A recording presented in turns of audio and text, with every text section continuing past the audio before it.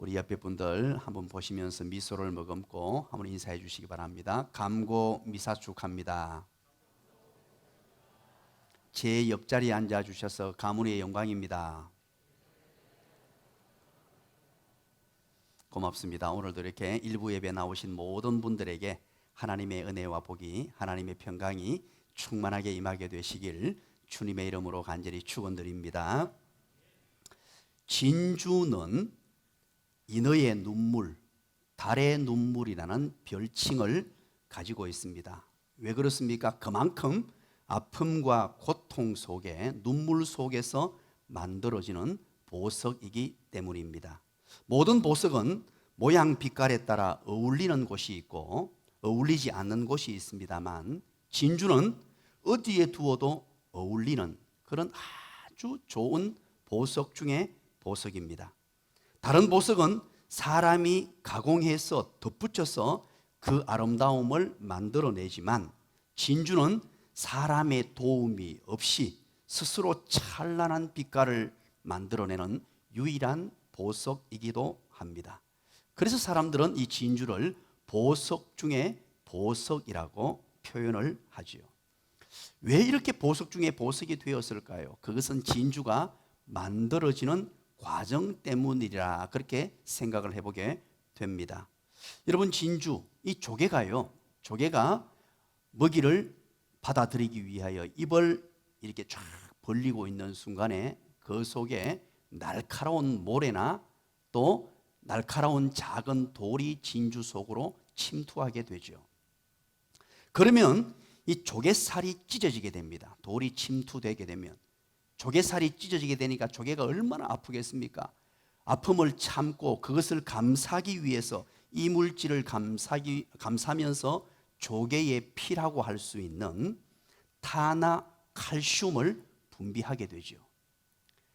그러면 이 아픔과 고통을 이겨내고 이 물질을 감싸서 버텨내기 위해서 계속해서 탄화 칼슘이 분비되고, 이것이 수천 번, 수만 번 그렇게 반복이 되면서 이 아픔과 고통 속에서, 이 엄청난 눈물 속에서 진주라는 영롱한 보석이 탄생되더라는 것입니다.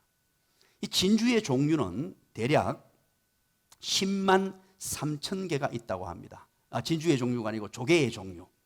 조개의 종류가 10만 3천 개 정도가 있다고 합니다. 그런데 그 중에 진주를 만들어낼 수 있는 조개가 15,000개 정도라고 합니다.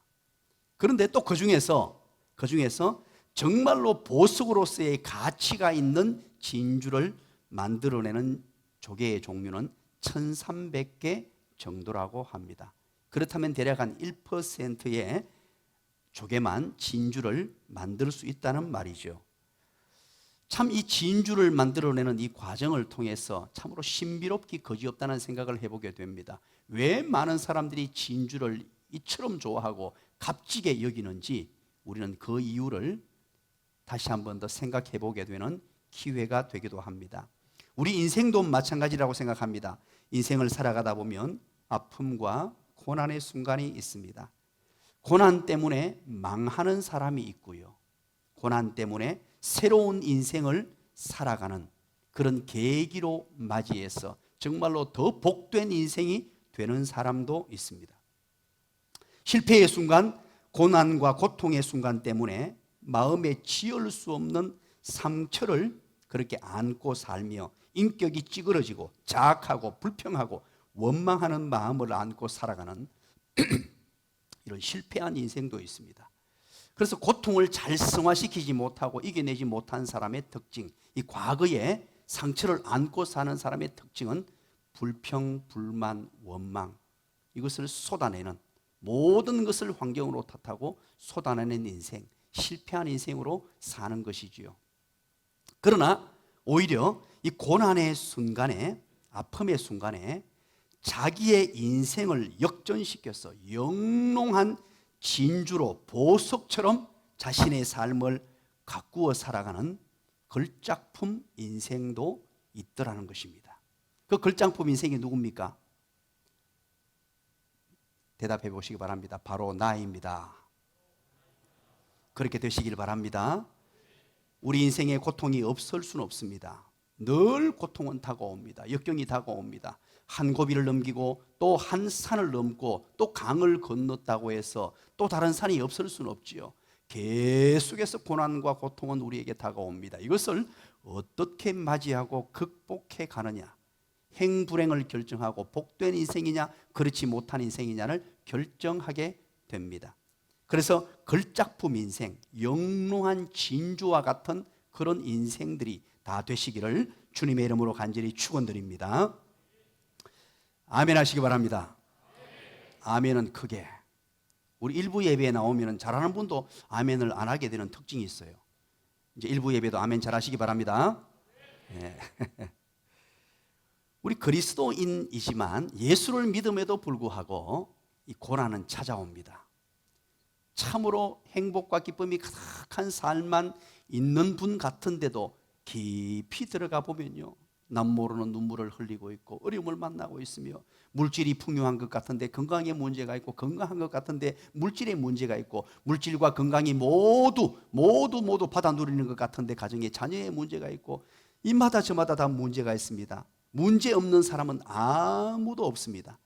그런데 이 그리스도인 하나님의 택한 백성들에게 고난이라는 것은 참으로 재미있습니다. 백합화는 가시에 찔릴 때 백합화의 아름다운 향기를 발하게 됩니다. 향나무는 찍으면 찍을수록 향기를 더 멋지게 아름답게 발하게 되지요. 못생긴 나무가 산을 지킨다고 하죠. 일본 속담입니다. 가구로 쓸 목재 중에, 우리가 사용하는 가구, 이 가구로 쓸 목재 중에 가장 좋은 나무는 어떤 나무냐? 산에 불이 나고 비바람이 몰아치고 온갖 어려움과 역경과 고통 속에서도 살아남은 나무는 참으로 가치 있는 그런 재료로, 목재 재료로 사용된다는 것이지요. 마찬가지입니다. 우리 그리스도인들도 고통을 당할 때, 환난을 당할 때 그리스도인의, 성도의 진수가 나타나게 된다는 것입니다. 오늘 본문은 저와 여러분이 잘 아는 본문입니다. 바로 홍해 사건이죠. 출애굽을 했습니다. 이스라엘 백성들이 430년간의 종살이를 하면서 이제 광야 여정 속으로 나아가게 됩니다. 하나님이 약속하신 땅, 젖과 꿀이 흐르는 땅, 바로 가나안 땅이죠. 하나님의 약속의 땅으로 나아갑니다. 노예로 살다가 엄청난 고통과 고난과 역경 속에 살다가 이제 기쁨 가득한 마음으로, 기대하는 마음으로 행복을 꿈꾸며 이제 나아갑니다. 그리고 하나님이 명령합니다. 하나님의 명령이 어디로 가라고 하느냐니까 출애굽기 13장 17절 18절에 보시면 하나님께서 가까운 땅으로 갈 수 있는, 거리가 가까운 블레셋 땅으로 보내지 아니하시고 바로 광야길로 돌려보내시는데, 그 길이 어디냐? 바로 오늘 본문 홍해 바다였습니다. 분명히 하나님께서 가라고 하신 길입니다. 하나님의 선하신 인도가 있었습니다. 하나님의 명령이 있었습니다. 이스라엘 백성들과 모세는 거기에 순종을 했습니다. 그런데 하나님의 명령을 듣고 하나님의 말씀을 듣고 또 하나님의 엄청난 약속도 있었습니다. 젖과 꿀이 흐르는 땅, 가나안 땅, 좋은 곳으로 보내주겠다는 약속의 말씀을 갖고 나아갔습니다. 그런데 이게 웬일입니까? 바로 고통과 고난이 그들 앞을 가로막았습니다. 오늘 출애굽기 14장 1절 2절을 한번 읽어볼까요? 오늘 본문의 직접적인 배경이 됩니다. 한번 읽어봅니다. 14장 1절 2절 시작. 여호와께서 모세에게 말씀하여 이르시되 이스라엘 자손에게 명령하여 돌이켜 바다와 믹돌 사이에 비아히롯 앞 곧 바알스본 맞은편 바닷가에 장막을 치게 하라. 하나님께서 모세에게 명령하시기를 바로 이제 홍해 바닷가 앞에다가 장막을 치게 하라라고 하나님의 명령이 떨어집니다. 그런데 이 홍해 바다 앞에 장막을 치라는 말은 거기에 거주하고 거기에서 이제 쉼을 취하라는 말이죠. 하나님의 명령을 따라왔는데 이게 웬일입니까? 엄청난 위기가 찾아옵니다. 그렇게 장막을 치고 있는데 바로 뒤에서 애굽의 바로 왕과 군사들이 하나님의 백성들을 죽이고자 지금 달려오고 있습니다. 어마어마한 군사력을 가지고 달려옵니다. 앞은 홍해 바다입니다. 그리고 한쪽은 바위 투성이 높은 언덕으로 끝이 없는 비하히롯입니다. 그곳으로 도망갈 수가 없습니다. 또 다른 한쪽은 애굽 수비대가 있는 믹돌과 바알스본입니다. 양쪽 다 막혀 있고 앞은 홍해고 뒤에는 지금 애굽의 군대가 쳐들어옵니다. 하나님이 가라고 명령하신 곳이었습니다. 그리고 하나님이 이곳에 장막을 치라고 말씀하셨습니다. 그럼에도 불구하고 인생 가운데 엄청난 환난과 위기가 찾아왔고 이제 생명을 빼앗길 정도의 위기입니다. 앞을 가지도 못하고 뒤로 돌아가지도 못하고 좌우가 다 막힌 이런 엄청난 위기 상황입니다. 분명히 하나님이 명령하신 하나님의 그 명령에 순종했는데 왜 이런 일이 벌어질까요? 그것은 다름이 아닙니다. 홍해 앞에 장막을 치게 하신 이유는 홍해에 감추어 두신 보배가 있기 때문입니다.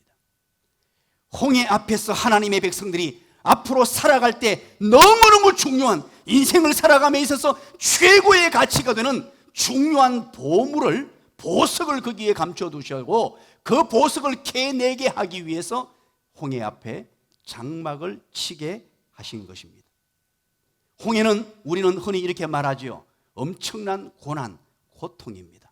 우리가 우리 힘으로 건너지 못할 강이요 바다입니다. 넘지 못할 산입니다.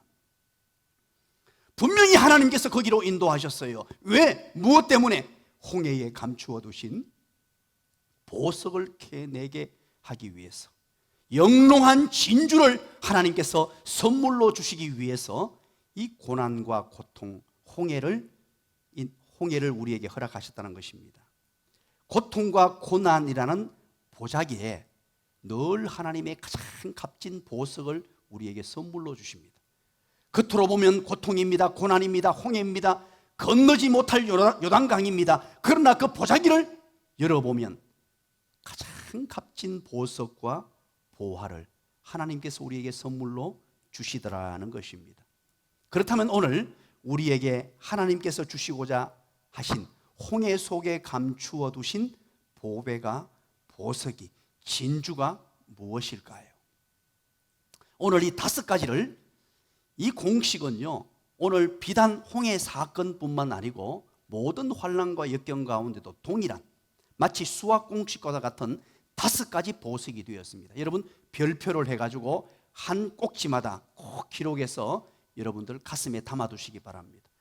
홍해를 통하여 하나님께서 감추어 두신 보배, 어떤 분은 질병을 당하고 있습니다. 어떤 분들은 물질의 문제를 당합니다. 어려움을 문제를 겪습니다. 자녀의 문제가 있습니다. 여러 가지 인간관계의 문제가 있습니다. 이 모든 문제를 통해서 우리가 어떻게 이 보석을 캐내느냐는 것이에요.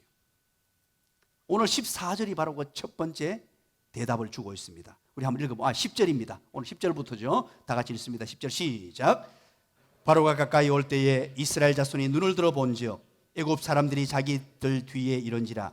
이스라엘 자손이 심히 두려워하여 여호와께 부르짖고. 첫 번째는 바로 기도라는 보배입니다. 기도라는 보석을 이 홍해 속에, 어려움 속에 감추어 두셨습니다. 이제 바로가 가까이 왔다는 말은 홍해 바다 앞에 장막을 치고 있는데 바로가 군대를 이끌고 가까이 쫙 왔다는 말입니다. 이스라엘 자손들이 눈을 들어 보니까요, 애굽 사람들이 자기들 뒤에 이르렀습니다. 이스라엘 백성들이 두려움에 휩싸였어요. 그런데 그들이 선택한 첫 번째가 바로 심히 두려웠다는 겁니다. 너무너무 두려워서 여호와 하나님께 부르짖었다라고 말합니다. 사랑하는 여러분, 우리 인생들은 비교적 어려움을 당해야 하나님을 찾고 기도합니다. 평탄하고 모든 일이 잘 되면 내가 잘해서 그런 줄 알고 하나님을 찾지 않는 습성이 있습니다. 우리 인생들의 이 습성을 너무나 잘 아시는 하나님께서는 이 기도라는 보석을 가슴에 탁 담고 살아가게 하기 위해서 늘 우리에게 허락하시는 것이 뭐냐? 홍해입니다. 역경과 고난입니다. 때로는 건강의 문제를 우리에게 던져줍니다. 때로는 직장의 문제를 우리에게 던져줍니다. 때로는 자녀의 문제를 우리에게 던져줍니다. 때로는 사업장의 심각한 위기와 문제를 우리에게 던져줍니다. 그 이유는 하나님의 백성이 하나님을 찾게 만들고 하나님만을 바라게 만들고 하나님께 간구하게 하기 위해서. 왜? 우리 인생들의 속성을 너무나도 잘 아시기 때문에. 하나님의 택한 백성들은 어려움이 없으면, 고난과 환난이 없으면 기도를 잘 하지 않는다는 것을 알기 때문에 하나님께서는 홍해 바다를 우리 앞에 노출시키게 됩니다. 홍해 앞에서, 고난 앞에서 기도라는 이 진주, 보석을 빨리 캐내야 돼요. 그런데 어떤 사람은 이 기도라는 보배, 보석을 잘 모릅니다. 기도할 수 있는 보배를 하나님이 허락하시고 진주를 보여주셔도 그것이 진주인 줄 잘 모르고 그냥 넘겨버리고 그것을 내 것으로 만들지 않는 어리석은 사람도 있더라는 것입니다. 이번에 우리 코로나19 사태가 우리에게 찾아왔습니다. 참으로 위기 중에 위기요. 뭐 어떻게 상상도 하지 못할 그런 어려움이었습니다. 다만 우리나라뿐만 아니고 전 세계적인 이 팬데믹 대유행을 거치고 있죠. 지금 이 순간에도 마찬가지입니다. 이럴 때 우리의 선택이 무엇이어야 하느냐? 우리는 꼼짝달싹할 수 없고 내 힘으로 할 수 있는 것이 아무것도 없을 때, 그때 기도를 선택하고 기도의 보석을 바로 내 것으로 삼을 수 있어야 합니다. 우리 교회는 이 위기의 때에 어쩔 수 없어서 런 100 기도 운동을 펼치게 되었습니다. 그리고 가장 먼저 새벽 기도회는 거리 유지가 가능하기 때문에 새벽 기도회를 교역자들부터 먼저 열었습니다. 그리고 기도 운동을 지금껏 펼치고 있습니다. 여러분, 지금 2층 소예배실을 오픈해 놓고 기도실로 만들어 놓았는데 참 제가 너무너무 감동이 됩니다. 런 100 기도 운동은 100일 동안의 기도 운동은 끝이 났습니다만 기도하는 성도가 연일 줄을 잇고 있습니다. 계속 와서 하나님 앞에 엎드려서 기도하는 성도가 얼마나 많은지 모릅니다. 고맙고 감사합니다. 타이타닉호를 여러분 기억하실 것입니다. 이것은 영화로 만들어져서 더 많은 사람들이 알게 되고 또 그 비밀들을 우리가 발견하게 되었는데 1912년도입니다. 그때 당시 이 타이타닉하는요 호화 여객선이었어요. 어마어마하게 크게 지었는데다가 이루 말로 할 수 없는 최고의 그런 여객선으로 그렇게 만들게 됩니다. 그런데 이 호화 여객선이 그만 침몰하게 되죠. 1,500여 명이 그 타이타닉호에서 죽었다고 하죠. 그런데 이것이 왜 침몰되었느냐? 여러 가지 이유가 있습니다만은 이제 뒤에 정확하게 밝혀진 사실 중에 하나가 바로 이것입니다. 여객선이 이제 침몰할 위기 속에 가는데 앞에 큰 빙산이 있다는 것을 주변의 배들도 발견하게 되고 그것이 또 본부에도 보고가 됐다 그래요. 그런데 이때 상황이 배 안에 타이타닉호 상황이 어땠느냐 하니까 그때 당시 최고의 화려한 배 속에서요 너무 좋아가지고 쌍쌍이 파티를 벌이고 술을 먹고 놀고 거기서 엄청난 그런 일들이 있었다 그러죠. 그래서 너무 좋아가지고 사람들이 어디로 쫓아갔냐니까 무전실로 쫓아가가지고 무전실에서 무전기로 타전을 보냅니다. 사랑하는 가족들에게, 친구에게, 사랑하는 사람들에게 여기 너무 좋다고 무전실에서 계속해서 그렇게 무전을 보냈다고 합니다. 그것이 끊임없이 이어졌대요. 그래서 주변에서 빙산을 보고 곧 부딪히게 되는 것을 확인한 주변에서 계속 무전을 보냈답니다. 거기로 가면 안 된다, 진로를 바꿔야 된다고 무전을 보냈는데 본부에서도 무전을 보냈습니다. 그것이 전혀 전달되지를 않았다고 합니다. 왜? 계속해서 엉뚱한 곳으로 무전을 보냈기 때문에 그렇습니다. 사랑하는 여러분, 오늘 우리가 살면서 이 타이타닉호 배와 같은 인생 아니겠습니까? 도대체 주파수를 어디에 맞추어 놓고 있느냐는 것입니다. 우리는 자칫 잘못하면 세상의 쾌락과 향락의 주파수를 맞추어 놓고 있고, 세상의 재미에, 세상의 명예에, 세상의 권력에, 세상의 돈에, 세상의 것에 모든 주파수를 맞추어 놓다 보니까 이 하나님에게 구하지 못하고 간구하지 못하고, 우리 인생을 가장 잘 아시는 그분께 인생의 가장 보석이고 보배인 이 기도라는 것을 놓치고 살지는 않느냐는 것입니다. 두 번째입니다. 11절부터 13절까지죠. 첫 번째 우리에게 주신 진주는 기도라고 했습니다. 두 번째는요, 하나님만 의뢰하는 법이라는 보배입니다. 하나님만 의뢰하는 법. 11절 한번 읽어볼까요? 11절 시작. 그들이 또 모세에게 이르되 애굽에 매장지가 없어서 당신이 우리를 이끌어내어 이 광야에서 죽게 하느냐? 어찌하여 당신이 우리를 애굽에서 이끌어내어 우리에게 이같이 하느냐? 그들이라는 말은 누굽니까? 백성들입니다. 백성들이 앞에는 홍해가 가로막혀 있습니다. 양쪽은 다 막혔어요. 뒤에 애굽 군대가 쳐들어옵니다. 그러니까 불평, 불만을 쏟아내기 시작합니다. 그들이 모세를 향해서 아니 당신이 우리를 왜 여기로 인도했느냐, 지도자를 향해서 지금요, 이것이 우리 일반 사람들의 모습입니다. 어려움이 찾아오고 위기가 찾아오면 나도 모르는 사이에 뭔가 돌파구를 찾고자 지도자를 원망하게 되고 앞선자를 원망하게 되고 가장 어리석은 자입니다. 여러분, 리더십이라는 것이 무엇인 줄 아십니까? 리더십, 이것은 오너십에서 나오는 거예요. 오너십은 무엇입니까? 책임감에서 나오는 것입니다. 우리 백성 한 사람 한 사람이 어떤 문제가 터지고 코로나19가 터졌다고 해서 국가를 향해서, 대통령을 향해서, 또 어떤 지도자를 향해서, 또 교회에서도, 목사를 향해서, 가정에서도, 가정을 향해서 손가락질하기는 너무 쉬워요. 그러나 그 한 사람이 어떤 리더적인 역할을 하고 리더십을 발휘하는 사람은요, 모든 책임이 나에게 있다라는 생각을 할 때 가장 멋진 삶을 살게 됩니다. 저는 목회를 하면서 늘 이런 생각을 가지고 있습니다. 혼자 이 교회를 다 온전히 세울 수 없으니까 우리 장로님들을 세우고, 또 우리 직분자를 세우고, 우리 교역자들을 이렇게 함께 사역합니다. 교역자들과 함께. 그럴 때 업무를 맡겨주고 일을 맡겨주죠. 저 혼자 다 못하니까. 그런데 만약에 영아부에서 어떤 문제가 발생했습니다. 그러면 가장 쉬운 방법은 무엇입니까? 영아부 교육자를 탓하는 것입니다.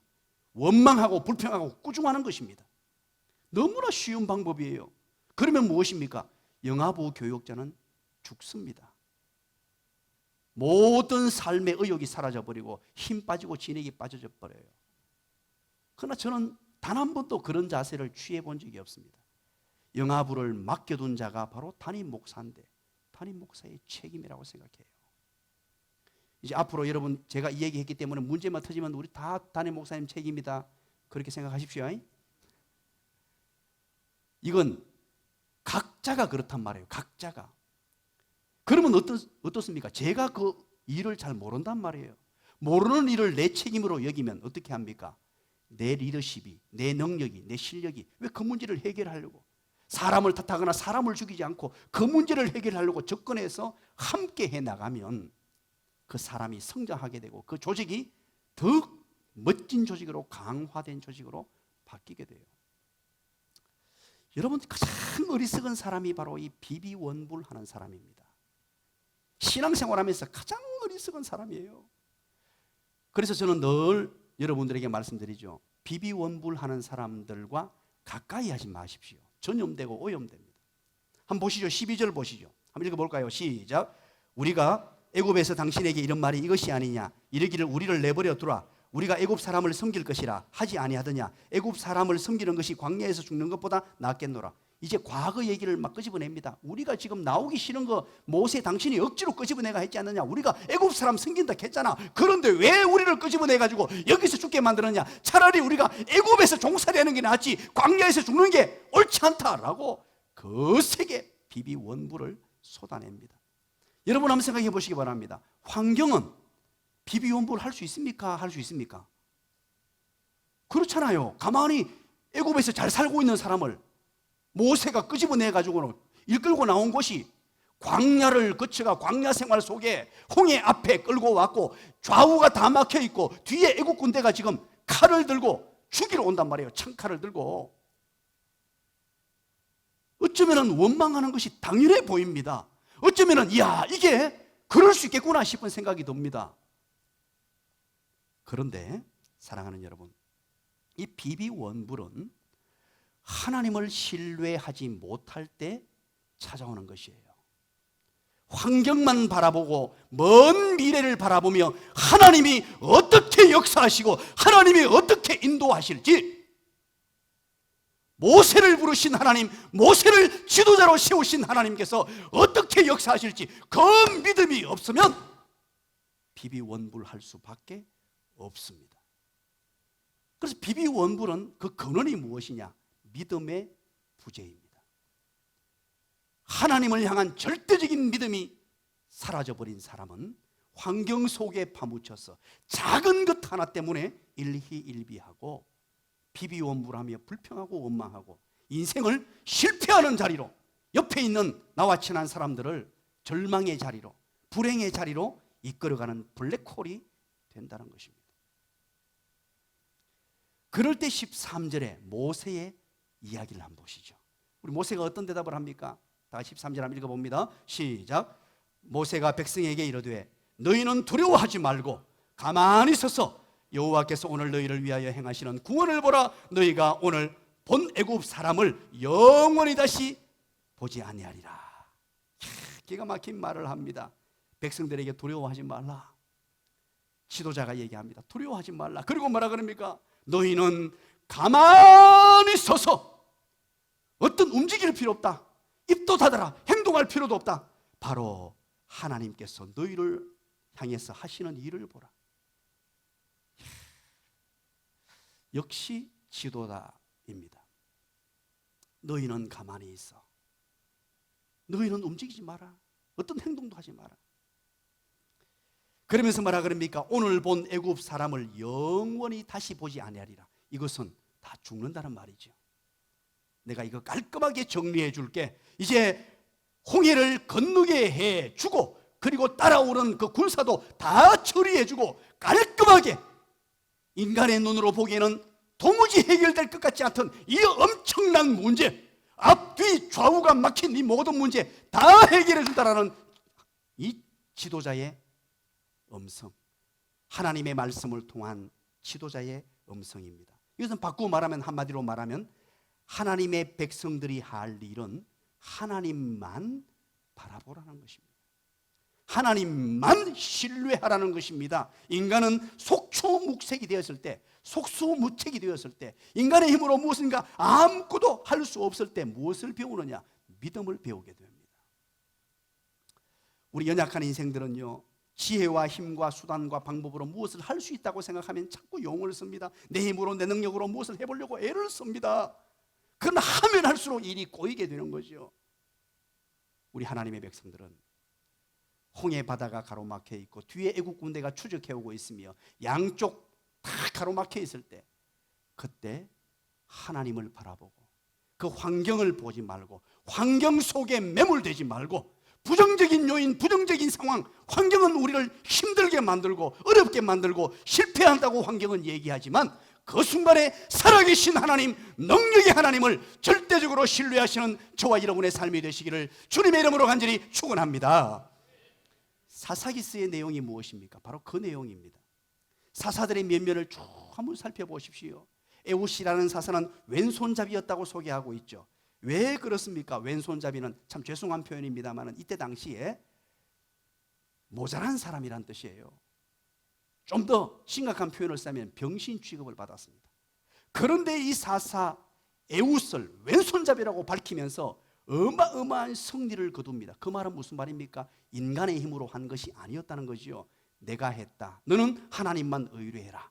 하나님만 신뢰해라. 백성들아 하나님만 신뢰해라. 그 교훈을 주고 싶은 것이죠. 삼갈이라는 사사를 기억하십니까? 이 삼갈은요, 소모는 막대기로 블레셋 사람 600명을 물리쳤다 그럽니다. 여러분, 소모는 막대기가 뭡니까? 말 그대로 소모는 막대기입니다. 무기가 아니에요. 진짜 보잘것없는 것이에요. 그런데 블레셋인 600명을 죽었다는 말은 삼갈이 잘했다는 뜻이 아닙니다. 삼갈이 하나님을 의지하고 하나님을 믿고 하나님을 의지했다는 뜻이에요. 그때 하나님이 승리를 주셨다는 것입니다. 바꾸고 말하면 하나님만을 믿고 의지하고 신뢰하고 나가라는 뜻입니다. 여러분, 드보라를 기억하십니까? 사사 드보라는 여인이라고 소개합니다. 구약 성경뿐만 아니고 신약 성경, 지금 현재도 마찬가지입니다. 여인은 연약함의 상징입니다. 연약함의 상징이에요. 여인을 일부러 등장시킨 것은 나약하고 연약하다는 것입니다. 그런데 이 드보라가 엄청난 승리를 거둡니다. 드보라가 힘이 좋았다, 우락부락하다, 드보라가 무슨 근육질이 여자였다, 그런 의미가 아니에요. 하나님만 의뢰하고 하나님만 의지했을 때 기가 막힌 승리를 거두었다는 것입니다. 여러분, 기도원을 기억하십니까? 기도원의 300용사라고 여러분 기억하실 것입니다. 대적들은 바다의 모래와 같이 많았다고 합니다. 엄청난 대군과 싸우는데 300용사와 전쟁을 합니다. 이 말은 300용사가 잘해서 그런 게 아니다는 거예요. 하나님이 은혜 주셨다는 것입니다. 여러분, 여리고성을 무너뜨릴 때 어떻게 무너뜨렸습니까? 하루에 한 바퀴씩 돌고 마지막 날 7바퀴 돌고 큰 소리로 고함을 질렀습니다. 사람의 힘으로 아니라는 것입니다. 하나님만 의뢰하라, 하나님만 신뢰하라, 믿으시길 간절히 축원합니다. 이것을 배워야 돼요. 홍해를 통해서 홍해 앞에서 캐내야 될 보석, 하나님만 의뢰하는 법, 이 보석을 꼭 붙들 수 있어야 됩니다. 따라서 합니다. 목회는 하는 것이 아니라 되는 것이다. 저는 이 사실을 알기까지 지금 제가 목회를 30년 넘게 해오고 있는데요, 참 많은 시간이 걸렸습니다. 이 사실을 알기까지. 젊은 시절 정말 열심히 했습니다. 아마 저를 아시는 분들이 있을 거예요. 잠을 한두 시간 자면서요, 이리 뛰고 저리 뛰고 코피가 나도록 정말 열심히 했어요. 물론 지금도 열심히 하지 않는 건 아닙니다.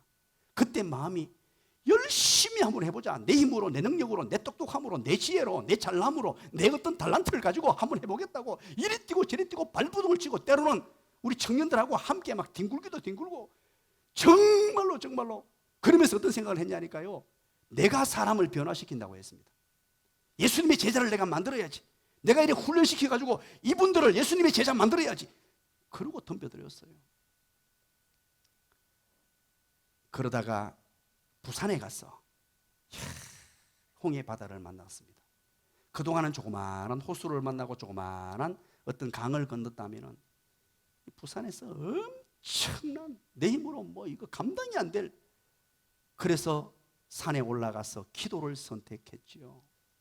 강단 기도를 선택하고 산에 올라가서 기도하면서 하나님께서 저에게 깨우치게 해주신 것이 뭐냐? 목회는 하는 것이 아니라 되는 것이다. 그날은요, 제가 산에서 내려올 수가 없었어요. 너무 많이 울었습니다. 그렇구나, 하나님께 다 맡기는 것이구나. 내가 무엇인데 내 힘으로, 내 능력으로, 내 똑똑함으로 한번 해보자고 했느냐? 여러분, 목회만 그렇습니까? 그렇지 않습니다. 우리 모든 인생이 마찬가지예요. 하나님 주인 되신 그분께 맡기고 양손을 높이 드는 것, 항복하는 거예요. 힘을 빼는 것입니다. 아직까지 나의 자아가 살아있기 때문에 문제가 생기는 것입니다. 이제 세 번째, 14절부터 16절까지입니다. 14절부터 16절 따라서 합니다. 체험적인 믿음과 신앙이라는 보배. 그렇습니다. 14절에 보십시오. 여호와께서 너희를 위하여 싸우시리라. 모세가 백성들에게 말하죠. 너희는 가만히 있으라 그럽니다. 이제 너희들 할 것 없다, 가만히 있거라, 하나님이 싸워주신다. 그리고 15절에 뭐라 그럽니까? 여호와께서 모세에게 이르시되 너는 어찌하여 내게 부르짖느냐? 이스라엘 자손에게 명령하여 앞으로 나가라. 이제는 기도는 됐다, 이제는 행동해라, 이 뜻입니다. 행동해라, 나아가라. 이제 체험적인 신앙을 베풀어 줄게. 너 기도는 이제 됐다. 백성들에게 말하는 거죠. 16절에 뭐라 그럽니까? 지팡이를 들고 손을 바다 위로 내밀어 그것이 갈라지게 하라. 이스라엘 자손이 바다 가운데서 마른 땅으로 행하리라. 이야, 기가 막힌 얘기를 합니다. 지금 하나님께서 승리를 주시겠다고 이제 얘기하면서 이제 기도했는 거 됐다, 행동해서 백성들에게 이야기하라. 백성들에게 명령해서 바다로 진격하게 해라. 그리고 너는 지팡이로 바다를 내리쳐라는 것입니다. 그런데 어떻게 되었습니까? 이렇게 홍해 바다로 들어가면, 진격하라 그러는데 가면 빠져 죽거나 바다로 들어가면 다 죽을 거 아닙니까? 다 죽거나 아니면 바다가 갈라져야 됩니다. 백성들을 살리려면. 참 기가 막힌 명령이죠. 이렇게 명령 내려졌을 때에 저와 여러분은 어떻게 하실 수 있겠습니까? 바다에 그냥 들어갈 수 있겠습니까? 지팡이로 내리쳤습니다. 그리고 16절 마른 땅으로 행하리라 그렇게 되죠. 사랑하는 여러분, 이 백성들은 바로 체험적 신앙을 가지게 됩니다. 이 가운데 하나님의 일하시는 것을 보았습니다. 마른 땅을 보았습니다. 100권의 신앙 서적보다 한 번의 신앙 체험이 믿음을 더 강하게 해줍니다. 하나님을 의뢰하는 신앙은 이론이나 사색의 결과가 아닙니다. 이거 여러분 너무너무 중요한 얘기를 하고 있습니다. 역경과 고난에 부딪혀서 고통이라는 홍해라는 그 엄청난 문제거리와 부딪혀서 그곳에서 살아계신 하나님을 경험하고 체험해야 능력 있는 하나님의 사람으로 세워지는 줄 믿으시길 간절히 축원합니다. 이것을 바로 체험적인 신앙이라고 합니다.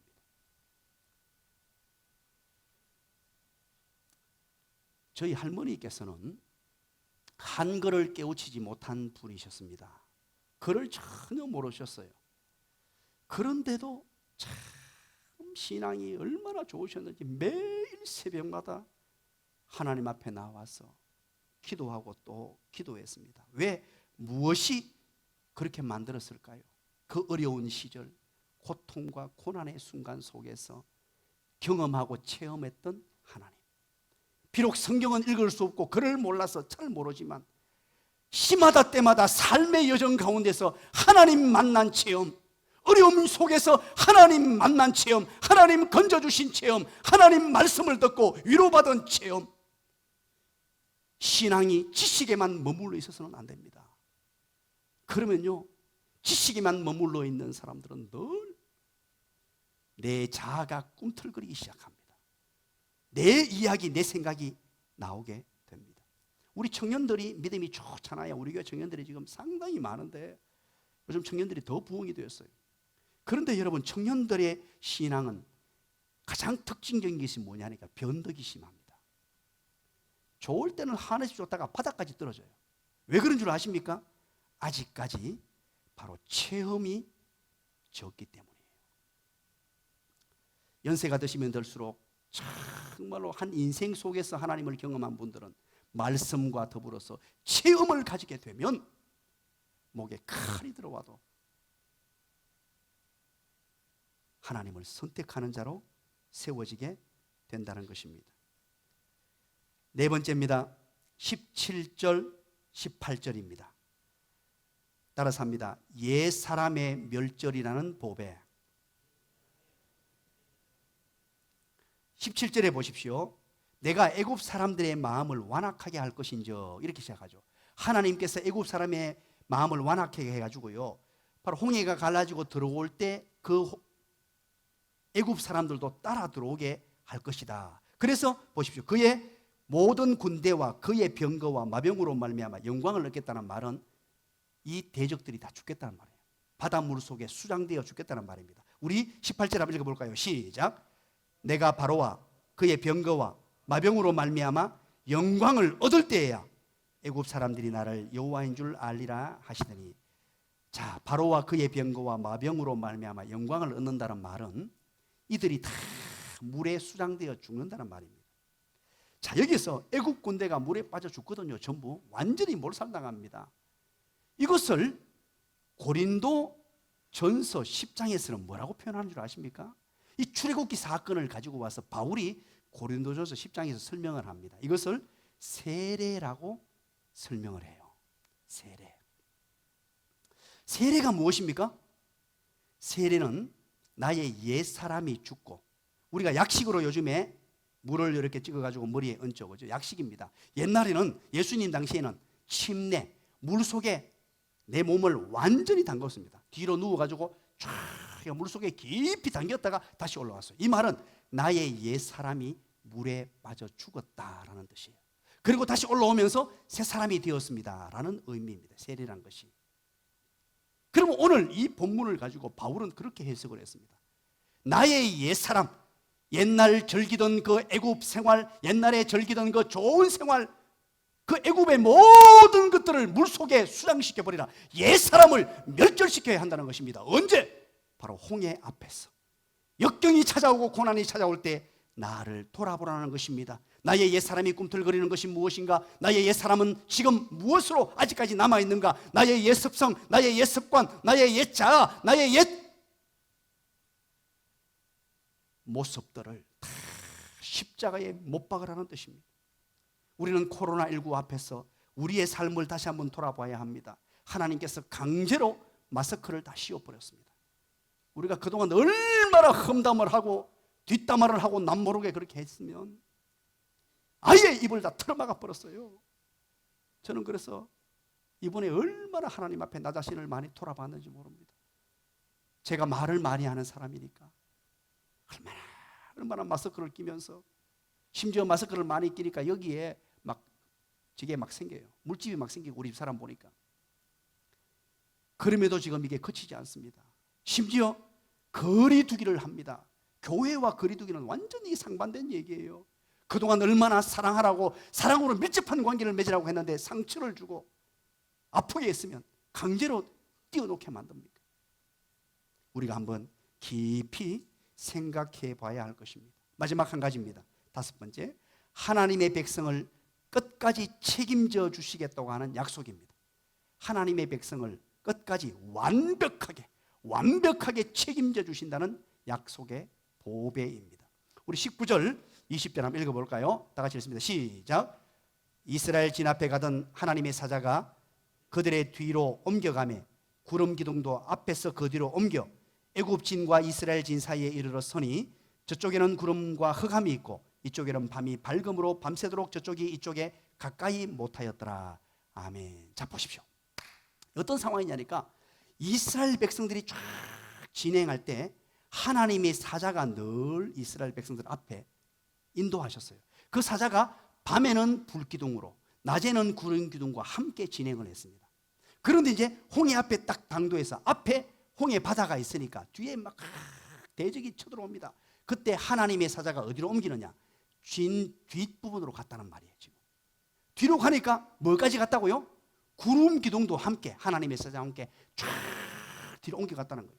그러니까 하나님의 백성들, 자, 제일 앞에 홍해 바다가 있습니다. 그리고 하나님의 백성들이 진치고 있어요. 그리고 그 가운데 하나님의 사자가 운행하시면서 구름 기둥으로 쫙 가리고 있었단 말이에요. 그리고는 그 뒤에 누가? 애국 군대가 있었단 말이에요. 애국 군대는 아무것도 앞이 보이지 않아서 꼼짝달싹을 못했다라는 것입니다. 이게 무엇입니까? 하나님이 철저하게 보호하고 계신다는 것입니다. 하나님이 완벽하게 지켜주시고 보호해 주시고 하나님의 백성들 근처에 접근조차 하지 못하도록 하나님의 사자를 보내셔서 구름 기둥으로, 때로는 불 기둥으로 하나님이 지켜주셨다는 것입니다. 그런데 21절 보십시오. 다음 절 뭐라 그럽니까? 다시 한번 읽어볼까요? 시작. 모세가 바다 위로 손을 내밀매 여호와께서 큰 동풍이 밤새도록 바다 물을 물러가게 하시니 물이 갈라져 바다가 마른 땅이 된지라. 하나님의 백성을 지켜주시고 보호하시기 위해서 하나님의 사자를 보내주실 뿐만 아니고 구름 기둥으로 그들을 대적들 앞에 가려주시고, 그래서 애국 군대는 끔끔한 흑암 가운데 있었고, 그것뿐만 아니고 하나님은 자연계를 움직이셔서 바다를 마르게 하는 이런 이적을 베푸셔서 하나님의 백성들을 완벽하게 보호해 주셨다라는 기가 막힌 기사입니다. 말씀의 결론을 맺고자 합니다. 사랑하는 여러분, 오늘 우리는 홍해 바다를 통하여 하나님께서 왜 거기로 보내시고 하나님이 직접 인도하셨고 그곳에 장막을 치게 하셨고 그곳으로 인도했습니다. 우리 눈으로 보기에는 엄청난 위기고 고난이고 내 힘으로 어쩔 수 없는 환경이고 죽을 수밖에 없는 상황입니다. 그래서 백성들은 원망을 했습니다. 비비원불했습니다. 그러나 분명한 것은 이 홍해 속에 감추어 두신 하나님의 보석이 있다는 것입니다. 영롱한 진주가 있다는 것이에요.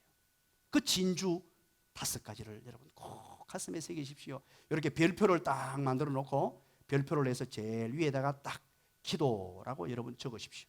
그리고 하나님만 의뢰하는 법이라고 그 옆에 적으십시오. 그 밑에 바로 체험적인 믿음과 신앙이라고 적으십시오. 넘어와서 옛사람의 멸절이라고 적으십시오. 마지막 끝에 하나님의 택한 백성을 끝까지 책임져 주시는 약속이라고 적으십시오. 이 5가지, 오늘 홍해 바다뿐만 아니고 우리 삶에 찾아오는 수많은 역경과 고난들, 홍해와 같은 문제거리가 찾아올 때 하나님께서 이 고난이라는 보따리 속에 이 보배를 감추어서 가지고 오신다는 사실을 기억하시기를 주님의 이름으로 간절히 축원합니다. 하나님 아버지 고맙습니다. 감사합니다. 오늘 귀한 시간에 우리에게 하나님의 말씀으로 위로해 주시고 격려해 주시며 또 나아갈 길을 말씀해 주시니 감사합니다. 때로는 우리는 홍해 때문에 너무 힘들어했고 때로는 역경과 고난 때문에 너무 아파했습니다만, 그러나 이것이 아픔이 아니고 하나님의 보배요 보석이요 진주임을 말씀해 주시니 감사합니다. 어떤 역경 어떤 고난일지라도 이 고난 속에 홍해 속에서 하나님이 감추어 두신 보배를 캐낼 수 있는 지혜롭고 복된 사람이 될 수 있도록 인도하여 주시옵소서. 예수님 이름으로 기도드리옵나이다. 아멘.